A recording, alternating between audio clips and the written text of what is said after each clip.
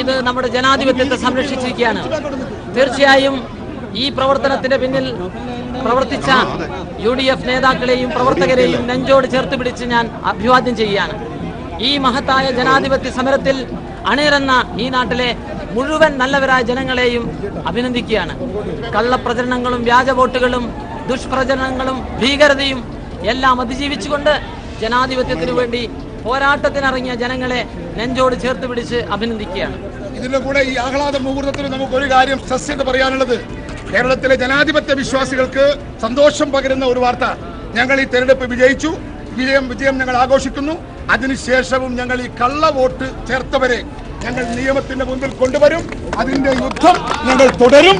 നിയമം അനുശാസിക്കുന്ന ശിക്ഷ വാങ്ങിക്കൊടുത്ത് ഈ കള്ളവോട്ടിനെതിരെയുള്ള പോരാട്ടം കണ്ണൂരിൽ ഞങ്ങൾ അവസാനിപ്പിക്കൂ.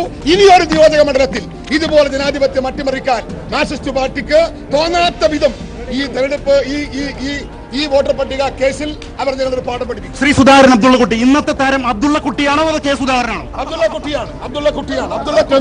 നിശ്ചയമായും അബ്ദുള്ളക്കുട്ടിയാണ്. മറ്റൊന്ന്, കണ്ണൂരിലെ മാർക്സിസ്റ്റ് പാർട്ടിയുടെ സർവ്വ മന്ത്രിമാരും അവര് എല്ലാ കുതന്ത്രങ്ങളും ഇവിടെ പ്രയോഗിച്ചു.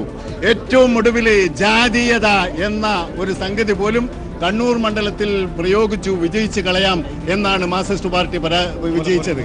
അതേസമയം കണ്ണൂരിലെ പ്രബുദ്ധരായ മതേതര ജനാധിപത്യ വിശ്വാസികൾ മാർക്സിസ്റ്റ് പാർട്ടിയുടെ എല്ലാ കള്ളപ്രചാരവേലകളെയും തള്ളിക്കളഞ്ഞിരിക്കുന്നു. ഒരിക്കൽ കൂടി കണ്ണൂർ ഐക്യ ജനാധിപത്യ മുന്നണിയുടെ കോട്ടയാണെന്ന് വിളിച്ചോതുന്ന വിജയമാണ് നൽകിയിട്ടുള്ളത്. ഞാൻ അഭിവാദ്യം ചെയ്യുന്നു കണ്ണൂരിലെ എല്ലാ വിഭാഗം വോട്ടർമാരെയും. ഷാനി, യഥാർത്ഥത്തിൽ ഇതൊരു ചരിത്ര നിമിഷമാണ്. കാരണം നോക്കണം, CPM കോട്ട വിട്ട് CPM-ന്റെ കോട്ടയിൽ ആദ്യം ജയിച്ചു കയറിയ MVR അബ്ദുള്ളക്കുട്ടിയും അങ്ങനെ ആയിരിക്കുമോ എന്നായിരുന്നു രാഷ്ട്രീയ കേരളം ഉറ്റുനോക്കിയത്. നോക്കുക, MVR-ഉം അബ്ദുള്ളക്കുട്ടിയും ഒരുമിച്ച് വന്നിരിക്കുന്നു. MVR എന്താ പറയാനുള്ളത് ഈ നിമിഷം? എന്താണ് പറയാനുള്ളത്? ഇത് ആരോടെ നന്ദി? പിണറായി വിജയനോടാണോ? ഇത് ഈ വിജയം, UDF-ന്റെ ഈ വിജയം CPM-ന്റെ കള്ളവോട്ടിന്റെയും അതുപോലെ ഗൂണ്ടായുസത്തിനും എതിരായിട്ടുള്ള ഒരു ജനവിധി. അതുകൊണ്ട് അവരിത് നിർത്തുന്നില്ലെങ്കിൽ CPM ഗൂണ്ടായുസവും കള്ളവോട്ടും കൊണ്ട് മുന്നോട്ട് പോകാൻ പോകുന്നില്ല. അവരെ 6 അടി മണ്ണിൽ കുഴിച്ചു മൂടുമെന്നാണ് ഈ തെരഞ്ഞെടുപ്പിന്റെ റിസൾട്ട്.